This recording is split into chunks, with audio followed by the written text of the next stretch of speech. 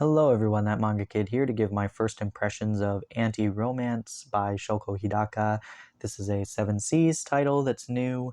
Not sure how many volumes there will be. There is definitely a volume 2 because I pre-ordered it. It comes out, I think, late next year. But anyway, this I knew immediately I would pick this up only because I have a couple other series by Shoko Hidaka in my collection that I quite enjoy. So I knew what the art style was, and I knew kind of the storytelling sort of situation that Hidaka does, and was excited to see we're getting another title in English. So, and this is beautiful. It's kind of the smaller form factor of Seven Seas titles, which I love. It's got embossed, photo and word lettering on the cover, front and back cover. The artwork is pretty stunning on the covers too. This volume also includes an extra color gallery at the back that was like a extra piece separately released, I guess, in Japan, but they included it in this first volume here, which I think is really great, and I hope we see more of that because we don't normally get those bonus sort of art book sort of things usually in English, so I think putting it right into the volume is a really nice touch. But yeah, this is about these two adult young men. We've got, I just forgot their names. I think it's Diol and Suo. Pretty sure. I think I got the two of them right. Yeah, I'm pretty sure that's Diol and that's Suo. But anyway, Suo is a hairstylist, kind of begrudgingly, but anyway, and Diol is a writer. And they both live together. They've been roommates for like 6 years or something. They were friends in high school, and they're just kind of going about their daily routines, and they're a little bit more intimate than just like regular friends would be, but not too intimate, and they're kind of on this borderline of, we've been friends for ages, we've known each other for ages, what are we? What is our relationship? But neither of them are interested in bringing up that discussion or having that discussion with each other, or even with themselves, to be honest. But, people in their lives, their colleagues, friends, whatever, are seeing something between them that like they're not willing to acknowledge themselves.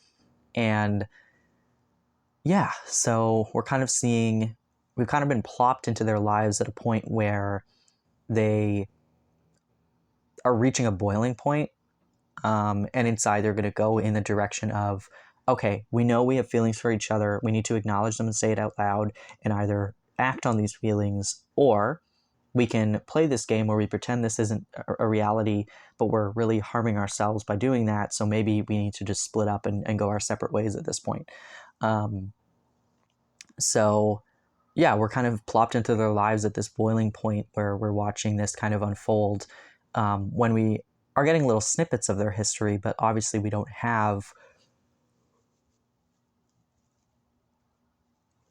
their full history of their friendship and that friendship kind of dynamic changing. We're told the dynamic has changed a bit, but we haven't seen that, obviously, because we haven't seen what the dynamic really was before, except within these little like snippets of flashbacks. But I think this is a little bit more of a mature story, and I don't mean that in terms of explicitness, because it's really not explicit at all. I think it's more of a mature take on sexual orientation and feelings, and this could have been a straight couple, to be honest. Like this notion of having somebody important in your life, that this, like, a relationship becomes a little bit codependent and becomes a little bit more than what it originally was, which in this case was friendship, and then to roommates, to now something potentially more than that.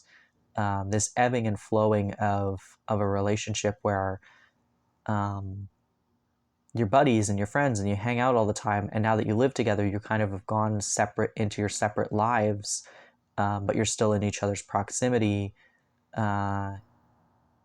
but then there may or may not be these feelings kind of bubbling to the surface that you can't explain or don't understand, and don't want to act on for sure in fear of rejection or losing that person who's important to you.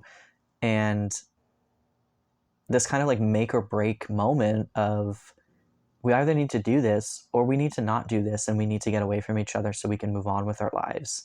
um, and I think this dynamic could be anything. It could be a married couple who's just fallen into the monotony of life, and hits that breaking point.